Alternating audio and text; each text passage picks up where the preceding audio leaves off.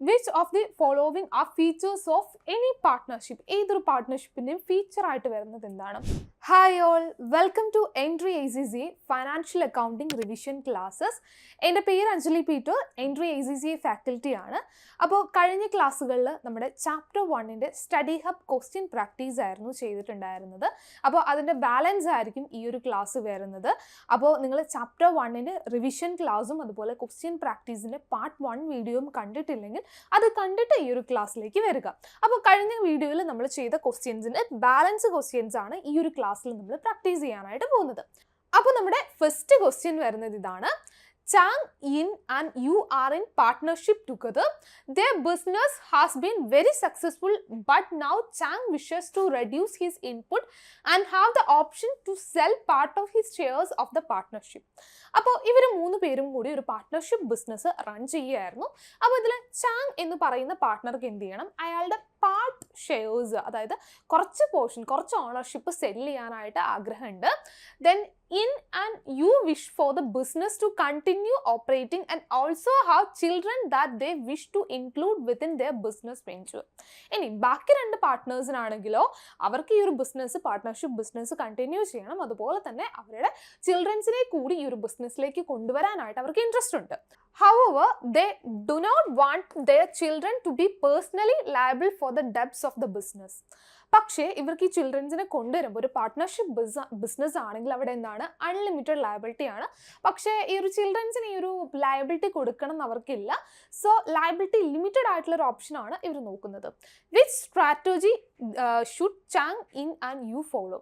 അങ്ങനെയാണെങ്കിൽ നമ്മുടെ Chang Yin and Yu follow ചെയ്യാൻ പോകുന്ന ഓപ്ഷൻ എന്തായിരിക്കും? ചാങ്ങിന് എന്താണ്? ചാങ്ങിന് ഈ ബിസിനസ് കണ്ടിന്യൂ ചെയ്യുന്നതിൽ കുഴപ്പമില്ല, പക്ഷേ അയാളുടെ ഇൻപുട്ട് കുറയ്ക്കണം, ഷെയർസ് കുറച്ച് സെല് ചെയ്താൽ മതി. ഇൻ ആൻഡ് യുക്ക് ആണെങ്കിൽ അവരുടെ കുട്ടികളെ കൊണ്ടുവരണം, പക്ഷെ അവർക്ക് ലയബിലിറ്റി ഉണ്ടാവാനായിട്ട് പാടില്ല, ബാധ്യത ഉണ്ടാവാനായിട്ട് പാടില്ല. സോ ഏതായിരിക്കും ബെറ്റർ ഓപ്ഷൻ? ലയബിലിറ്റി എന്ന് പറയുമ്പോൾ തന്നെ നമുക്കറിയാം ഏതായിരിക്കും? ഒരു ലിമിറ്റഡ് ലയബിലിറ്റി കമ്പനി ആയിട്ട് ഇതിനെ കൺവേർട്ട് ചെയ്യുന്നതായിരിക്കും ബെസ്റ്റ് ഓപ്ഷൻ. സോ നമ്മുടെ ഓപ്ഷൻസിലേക്ക് പോകാം. First, continue with the partnership but negotiate a new profit sharing agreement to reflect Chang's reduction input.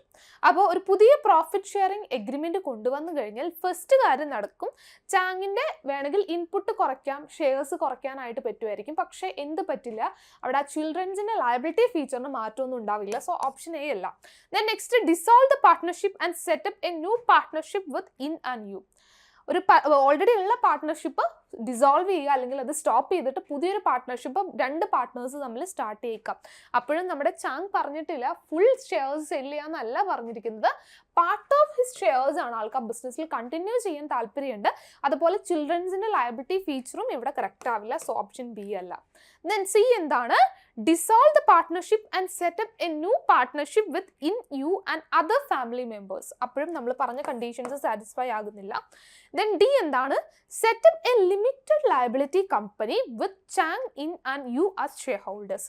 പുതിയൊരു കമ്പനി ആയിട്ട് ഇതിനെ സെറ്റ് ചെയ്യുകയാണെങ്കിൽ ചാങ്ങിന് എന്ത് ചെയ്യാം? ആളുടെ ഷെയർസ് സെല് ചെയ്യാം. ഇൻ ആൻഡ് യുവിന് വേണമെങ്കിൽ ആ ഒരു ഷെയർസ് അവരുടെ ചിൽഡ്രൻസിന് കൊടുക്കാം, അവരെ കൂടി ബിസിനസ്സിലേക്ക് കൊണ്ടുവരാം. പക്ഷേ അവർക്ക് എന്താണ്? ലയബിലിറ്റി ലിമിറ്റഡ് ആയിരിക്കും, അൺലിമിറ്റഡ് ലയബിലിറ്റി എന്നൊരു ഇഷ്യൂവും അവിടെ വരുന്നില്ല. സോ ഏതായിരിക്കും കറക്റ്റ് ആൻസർ? ടി ആയിരിക്കും നമ്മുടെ കറക്റ്റ് ആൻസർ വരുന്നത്. The next question വരുന്നത് ഇതാണ്. Which 2 of the following statements describe the scope of financial reporting? Financial റിപ്പോർട്ടിങ്ങിൻ്റെ സ്കോപ്പ് പറയുന്ന സ്റ്റേറ്റ്മെൻറ്റ് ഇതാണ്. It provide a purely qualitative analysis of companies performance. Purely qualitative ആയിട്ടുള്ളൊരു analysis ആണോ financial റിപ്പോർട്ടിങ്ങിൽ വരുന്നത്? ക്വാളിറ്റേറ്റീവ് മാത്രമല്ല, എന്തും വരുന്നുണ്ട്, ക്വാണ്ടിറ്റേറ്റീവ് അനാലിസിസും വരുന്നുണ്ട്. ഫൈനാൻഷ്യൽ സ്റ്റേറ്റ്മെൻറ്റിൽ നമ്മൾ മെയിൻലി കാണിക്കുന്നത് ക്വാണ്ടിറ്റേറ്റീവ് ആയിട്ടുള്ള, ന്യൂമറിക്കൽ ആയിട്ടുള്ള കാര്യങ്ങളാണ്. സോ ഫസ്റ്റ് ഓപ്ഷൻ എന്തായാലും എന്തല്ല, കറക്റ്റ് അല്ല. പ്യുവർലി ക്വാളിറ്റേറ്റീവ് അല്ല, അവിടെ എന്ത് വരുന്നുണ്ട്? ക്വാണ്ടിറ്റേറ്റീവ് പ്ലസ് ക്വാളിറ്റേറ്റീവ് ആണ് വരുന്നത്. Then it provide A forecast for future result. Future forecast ഒന്നും എന്തിലില്ല, നമ്മുടെ ഫൈനാൻഷ്യൽ റിപ്പോർട്ടിങ്ങിലില്ല. പാസ്റ്റ് പെർഫോമൻസ് ആണ് മെയിൻലി വരുന്നത്.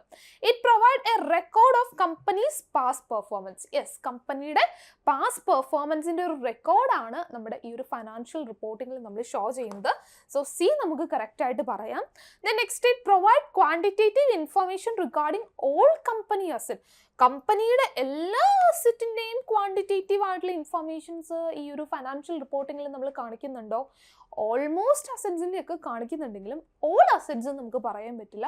ഇപ്പോൾ ഇൻഹറൻ്റ് ആയിട്ടുള്ള ഗുഡ് വിൽ, അതുപോലെ ഇപ്പോൾ നമ്മുടെ കമ്പനിയിൽ വർക്ക് ചെയ്യുന്ന വർക്കേഴ്സ്, സ്കിൽഡ് വർക്കേഴ്സും നമുക്കൊരു അസറ്റാണ്. പക്ഷെ അങ്ങനെയുള്ളതൊന്നും നമ്മൾ എന്ത് കാണിക്കുന്നില്ല, നമ്മുടെ ഈ ഒരു ഫൈനാൻഷ്യൽ റിപ്പോർട്ടിങ്ങിൽ കാണിക്കുന്നില്ല. സോ നമുക്ക് എല്ലാ അസറ്റിൻ്റെയും ക്വാണ്ടിറ്റേറ്റീവ് ഇൻഫർമേഷൻ പ്രൊവൈഡ് ചെയ്യുന്നു എന്ന് പറയാനായിട്ട് പറ്റില്ല. Then next, it provide a qualitative and quantitative information regarding the company's position. കമ്പനിയുടെ പൊസിഷനായിട്ട് കണക്ട് ചെയ്തിട്ടുള്ള ക്വാണ്ടിറ്റേറ്റീവ് ആൻഡ് ക്വാളിറ്റേറ്റീവ് ഇൻഫർമേഷൻസ് എന്തിൽ കൊടുക്കുന്നുണ്ട്, നമ്മുടെ ഈ ഒരു ഫൈനാൻഷ്യൽ റിപ്പോർട്ടിങ്ങിൽ പ്രൊവൈഡ് ചെയ്യുന്നുണ്ട്. സോ ഏറ്റവും ബെസ്റ്റ് ആൻസർ ആയിട്ട് നമുക്ക് സെലക്ട് ചെയ്യാവുന്ന 2 ഓപ്ഷൻസ് ഏതൊക്കെയാണ്? സി ആൻഡ് ഇ ആണ്. കമ്പനിയുടെ പാസ്റ്റ് പെർഫോമൻസിൻ്റെ ഡീറ്റെയിൽസ് പ്രൊവൈഡ് ചെയ്യുന്നുണ്ട്, അതുപോലെ പൊസിഷനായിട്ട് റിലേറ്റ് ചെയ്തിട്ടുള്ള ഇൻഫർമേഷൻസും പ്രൊവൈഡ് ചെയ്യുന്നുണ്ട്. സോ ഏതായിരിക്കും correct answer? C and E ആണ് കറക്റ്റ് ആൻസർ വരുന്നത്. The next question വരുന്നത് ഇതാണ്. For each of these stakeholders listed below, identify whether their primary concern is the level of profit made by the company or the level of cash and liquid asset held by the company. അപ്പോൾ നമുക്ക് ഈ ഒരു financial സ്റ്റേറ്റ്മെൻറ്റിൻ്റെ കുറച്ച് users അല്ലെങ്കിൽ സ്റ്റേക്ക് ഹോൾഡേഴ്സിന് തന്നിട്ടുണ്ട്. ഇവർ ഏത് ഫാക്ടറിലായിരിക്കും കൂടുതൽ ഇൻട്രസ്റ്റ്? പ്രോഫിറ്റ് എന്താണെന്ന് അറിയാനായിരിക്കോ, അതേ കമ്പനിക്ക് ക്യാഷ് ആയിട്ടും ലിക്വിഡ് അസറ്റ് മീൻസ് നമുക്ക് പെട്ടെന്ന് ക്യാഷ് ആക്കി കൺവേർട്ട് ചെയ്യാൻ പറ്റുന്ന അസറ്റ്സ്. ഇപ്പോൾ എക്സാമ്പിൾ പറയുകയാണെങ്കിൽ നമ്മുടെ സ്റ്റോക്ക്, ഇൻവെൻറ്ററി, അതുപോലെ തന്നെ നമ്മുടെ റിസീവബിൾസ്, ഇതൊക്കെ നമുക്ക് പെട്ടെന്ന് ക്യാഷ് ആക്കി കൺവേർട്ട് ചെയ്യാൻ പറ്റുന്ന അസറ്റ്സ് ആണ്. അപ്പോൾ ക്യാഷ് ആൻഡ് ലിക്വിഡ് അസറ്റ്സ് എത്രയുണ്ടെന്ന് അറിയാനാണോ, പ്രോഫിറ്റ് എത്രയുണ്ടെന്ന് അറിയാനായിരിക്കും കൂടുതൽ ഇൻട്രസ്റ്റഡ്.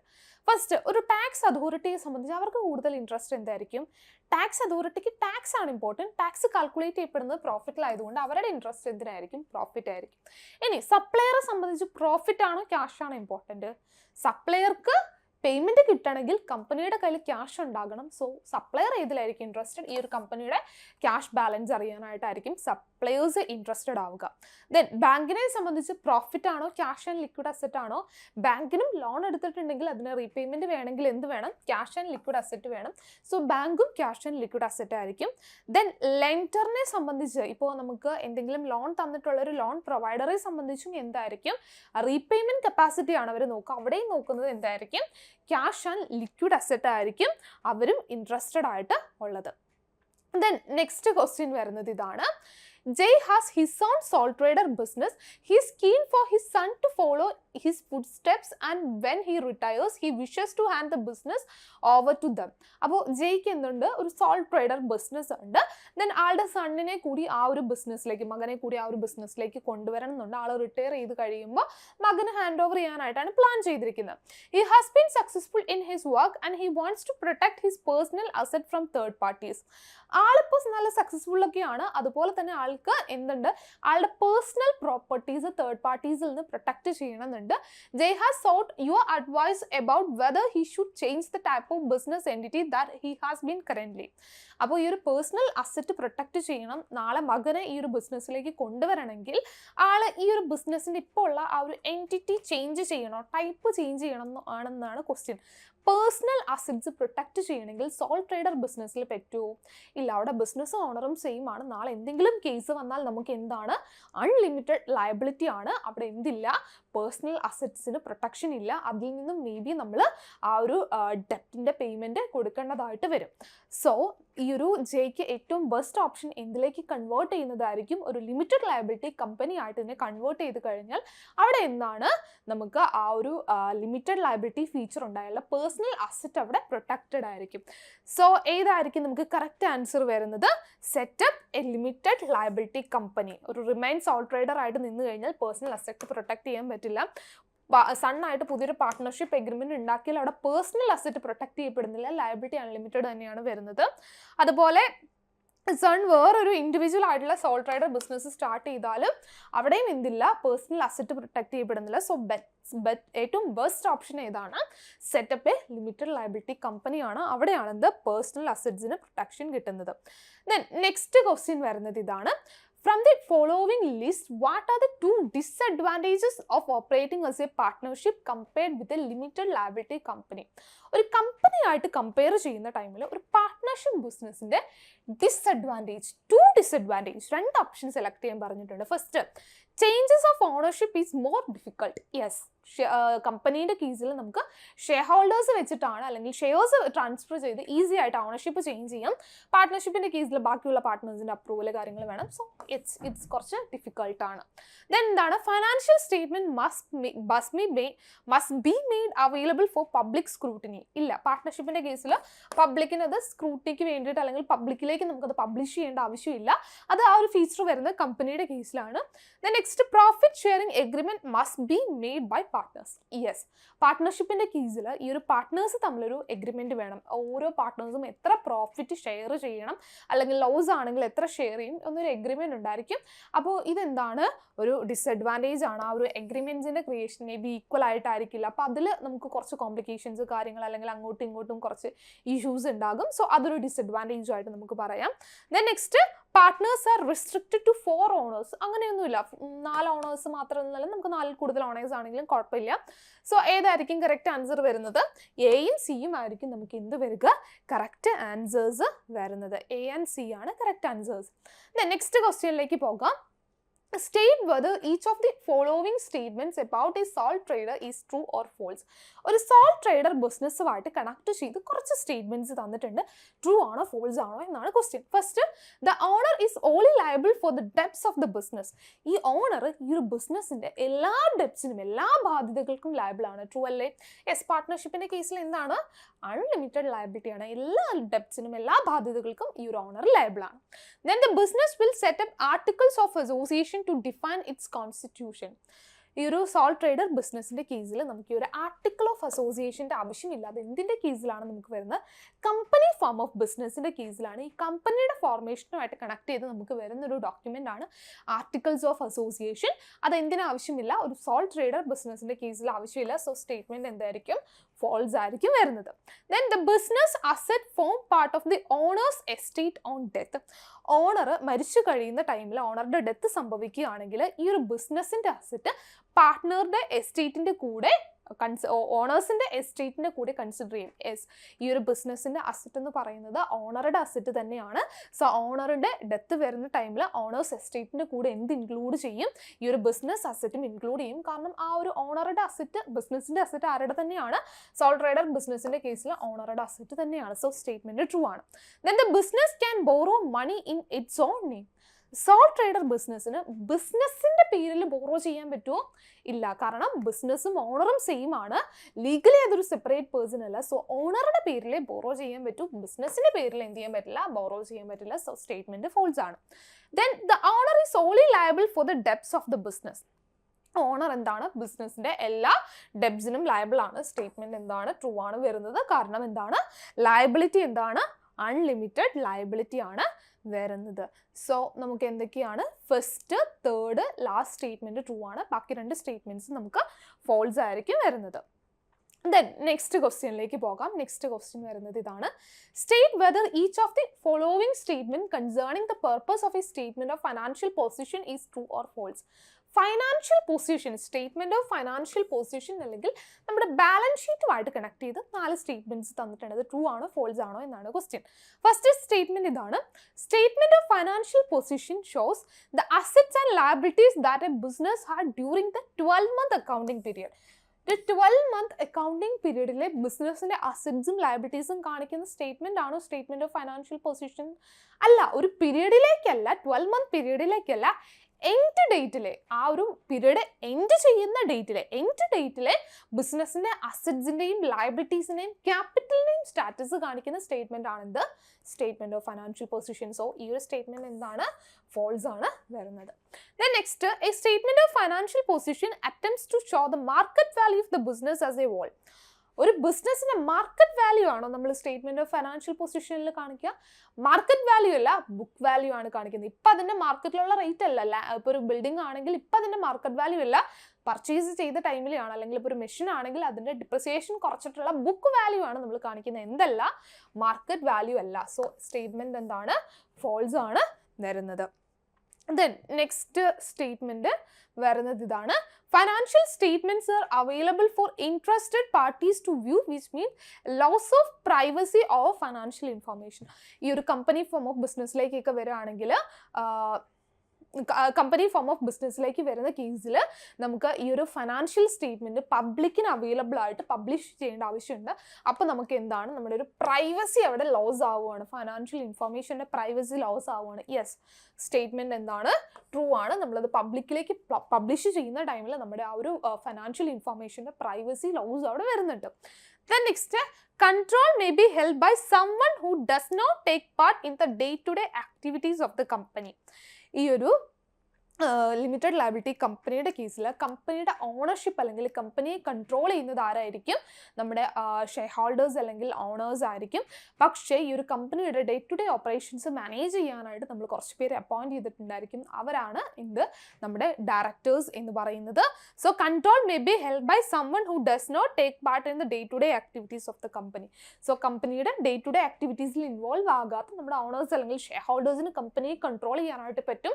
സോ സ്റ്റേറ്റ്മെൻറ്റ് എന്താണ്, ട്രൂ ആണ് വരുന്നത്. സോ ഈ ഒരു രണ്ട് സ്റ്റേറ്റ്മെന്റ്സ് നമുക്ക് എന്താണ്, ട്രൂ ആണ് വരുന്നത്. ദെൻ നെക്സ്റ്റ് ക്വസ്റ്റ്യനിലേക്ക് പോകാം. നെക്സ്റ്റ് ക്വസ്റ്റ്യൻ വരുന്നത് ഇതാണ്. Bridge Co is a rival business to River Co. River കോയുടെ കോമ്പറ്റീറ്റർ ആണെന്ത്, നമ്മുടെ ബ്രിഡ്ജ് കോ വരുന്നത്. Which one piece of financial information from River Co's financial statement is Bridge Co must likely to pay the most attention to each year. അപ്പോൾ ഇവർ competitors ആണ്.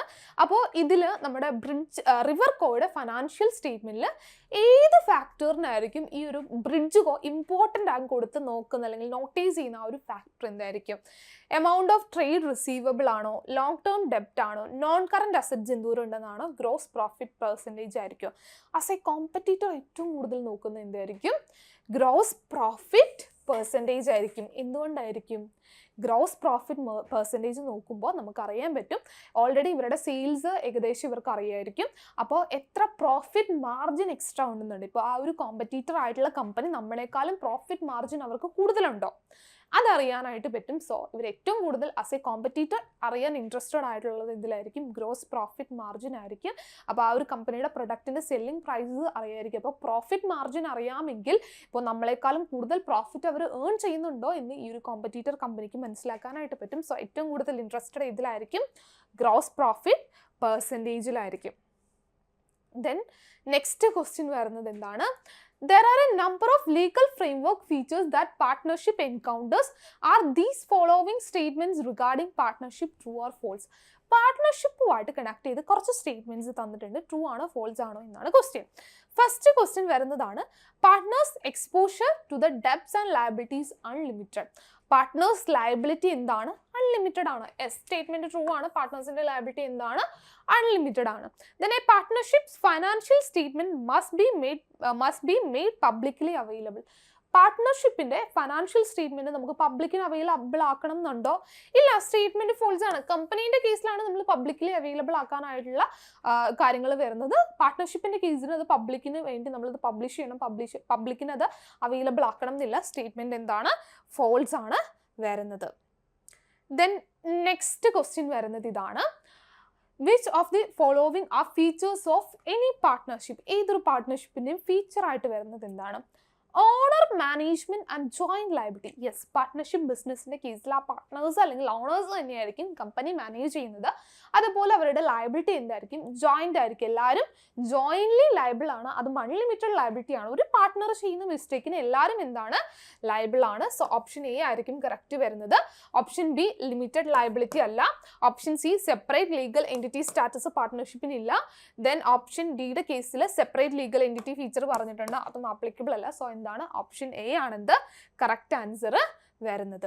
Then next question വരുന്നത് ഇതാണ്, a business prepare a statement of profit or loss at end of each accounting period indicate whether the following statements are true or false. അപ്പോൾ ഒരു ബിസിനസിന്റെ profit or loss സ്റ്റേറ്റ്മെന്റുമായിട്ട് connect ചെയ്ത് കുറച്ച് statements തന്നിട്ടുണ്ട്. ഇത് ട്രൂ ആണോ ഫോൾസ് ആണോ എന്നാണ് ക്വസ്റ്റ്യൻ. ഫസ്റ്റ് വരുന്നത് ഇതാണ്, the statement of profit or loss is prepared to reflect the position of the business on a particular day. ഒരു ബിസിനസിന്റെ ഒരു പെർട്ടിക്കുലർ ഡേറ്റിലെ ഫൈനാൻഷ്യൽ പൊസിഷൻ കാണിക്കുന്ന സ്റ്റേറ്റ്മെന്റ് ആണോ statement of profit or loss? അല്ല, അത് സ്റ്റേറ്റ്മെന്റ് ഓഫ് ഫൈനാൻഷ്യൽ പൊസിഷൻ ആണ്. So ഈ സ്റ്റേറ്റ്മെന്റ് എന്താണ്? ഫോൾസ് ആണ് വരുന്നത്. Then next statement of profit or loss record the income and expenses of the business. ബിസിനസിന്റെ ഇൻകവും എക്സ്പെൻസും കാണിക്കുന്ന സ്റ്റേറ്റ്മെന്റ് ആണെന്ത് നമ്മുടെ ഈ ഒരു statement of profit or loss. So statement എന്താണ്? ട്രൂ ആണ് വരുന്നത്. Then next എന്താണ്, the statement of profit or loss record the investment of the owner of the business. ഓണറുടെ ഈ ബിസിനസ്സിലുള്ള ഇൻവെസ്റ്റ്മെന്റ് ഈ ഒരു പ്രോഫിറ്റ് ഓർ ലോസ് സ്റ്റേറ്റ്മെന്റിൽ കാണിക്കുന്നുണ്ടോ? ഇല്ല, അതെവിടെ കാണിക്കുക? സ്റ്റേറ്റ്മെന്റ് ഓഫ് ഫൈനാൻഷ്യൽ പൊസിഷനിലാണ് നമ്മൾ ക്യാപിറ്റൽ കാണിക്കുന്നത്. Then statement of profit or loss is prepared on the accrual basis. Yes, accrual concept വെച്ചിട്ടാണ് നമ്മൾ എന്ത് ചെയ്യുക, ഈ ഒരു ഫൈനാൻഷ്യൽ സ്റ്റേറ്റ്മെന്റ് അല്ലെ statement of profit or loss prepare ചെയ്യുക. അക്രൂവൽ കോൺസെപ്റ്റ് എന്ന് പറഞ്ഞു കഴിഞ്ഞാൽ നമ്മൾ ഇൻകം റെക്കോർഡ് ചെയ്യുന്നത് ഇൻകം എപ്പോഴാണോ ഏൺ ചെയ്യുന്നത്, അതായത് സെയിൽസ് ആണെങ്കിൽ എപ്പോഴാണോ അതിൻ്റെ ക്യാഷ് റെസിപ്റ്റ് കിട്ടാമെന്നല്ല നോക്കുക, എപ്പോഴാണോ സെയിൽസ് നടക്കുന്നത് അപ്പോൾ ആ ഒരു പീരീഡിലെ പിയാനിലായിരിക്കും നമ്മൾ കാണിക്കുക. അതുപോലെ തന്നെ നമ്മൾ എക്സ്പെൻസ് ആണെങ്കിൽ അത് ഇൻക്വയർ ആകുന്ന പീരീഡിലായിരിക്കും കാണിക്കുക, എപ്പോഴാണ് അതിൻ്റെ പേയ്മെൻറ്റ് കൊടുക്കാൻ നോക്കിയിട്ടല്ല. സോ നമുക്ക് ഫസ്റ്റ് സ്റ്റേറ്റ്മെന്റ് ഫോൾസ് ആണ്, second statement true, third statement false, fourth statement നമുക്ക് എന്താണ്, ട്രൂ ആണ് വരുന്നത്. സോ ഇത്രയും ക്വസ്റ്റ്യൻസ് ആണ് ഇത് നമുക്ക് ചാപ്റ്റർ 1 നമ്മുടെ സ്റ്റഡി ഹബ് ക്വസ്റ്റ്യൻ പ്രാക്ടീസിലുള്ളത്. സോ നമ്മൾ ചാപ്റ്റർ 1 റിവിഷൻ കംപ്ലീറ്റ് ചെയ്തു, ഇതിൻ്റെ സ്റ്റഡി ഹബ് ക്വസ്റ്റ്യൻ പ്രാക്ടീസും കഴിഞ്ഞു. ഇനി ഒരു ചാപ്റ്റർ ആയിട്ട് അല്ലെങ്കിൽ ഏതെങ്കിലും ഒരു ടോപ്പിക്കായിട്ട് കണക്ട് ചെയ്ത് നിങ്ങൾക്ക് എന്തെങ്കിലും ഡൗട്ട്സ് ഉണ്ടെങ്കിൽ കമൻറ്റിൽ പറയുക. അതുപോലെ തന്നെ നെക്സ്റ്റ് വീഡിയോസ് നിങ്ങൾ ഏത് ടോപ്പിക്സ് ആണ് എക്സ്പെക്റ്റ് ചെയ്യുന്നത് എന്ന് കൂടി കമൻറ്റ് ചെയ്യുക. അപ്പോൾ നെക്സ്റ്റ് വീഡിയോയിൽ കാണാം. Thank you all.